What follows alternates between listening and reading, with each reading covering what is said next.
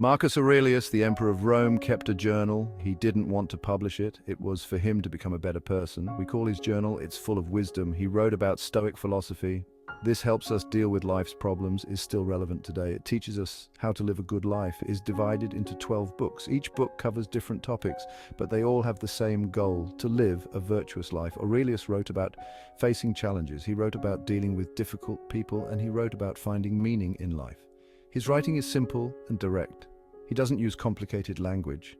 This makes it accessible to everyone. You don't need to be a philosopher to understand it. Aurelius's wisdom is timeless and practical. His words can help us in our daily lives. Whether we're dealing with stress, anxiety, or just trying to be better people, is a guide to living a good life. The first 3 books have laid the foundation. Aurelius reflects on the people who influenced him. He shows gratitude for their virtues. He learned self-control from his grandfather. He learned to be humble from his father, and he learned to be just from his teachers. Aurelius reminds us our thoughts shape our reality. If we focus on the negative, we'll see negativity everywhere. But if we focus on the positive, we'll find joy and opportunity. This is the core of Stoic thinking. He stresses the importance of virtue. Virtue means living in harmony with nature. It means doing what is right, even when it's difficult. For Aurelius, virtue is the key to happiness. He tells us to control our emotions. Don't be ruled by anger, fear, or desire. Instead, we should approach life with reason and calmness. This doesn't mean suppressing our emotions. It means understanding them and not letting them control us. In books 4 to 6, Aurelius focuses on finding inner peace. He argues that happiness comes from within. It's not about external things like wealth or fame. True happiness comes from living virtuously. He reminds us that life is fleeting. We should value our time and not waste it on things that don't matter. Instead, we should focus on what's truly important, our character and our actions. Aurelius emphasizes the importance of acceptance. We should accept what we can't control. This includes our past, the actions of others, and even death. Acceptance is not about giving up. It's about finding peace within ourselves.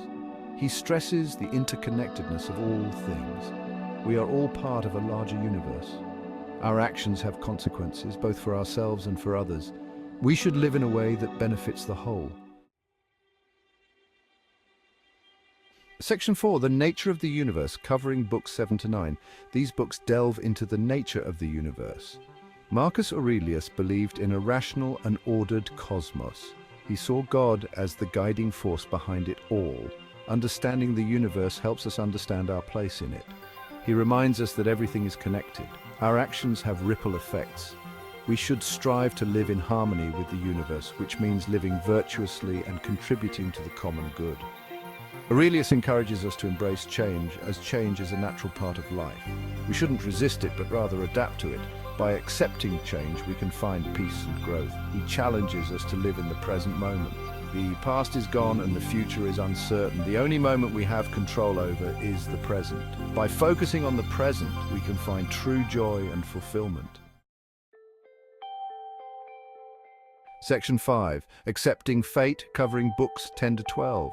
In the final books, Aurelius focuses on accepting fate.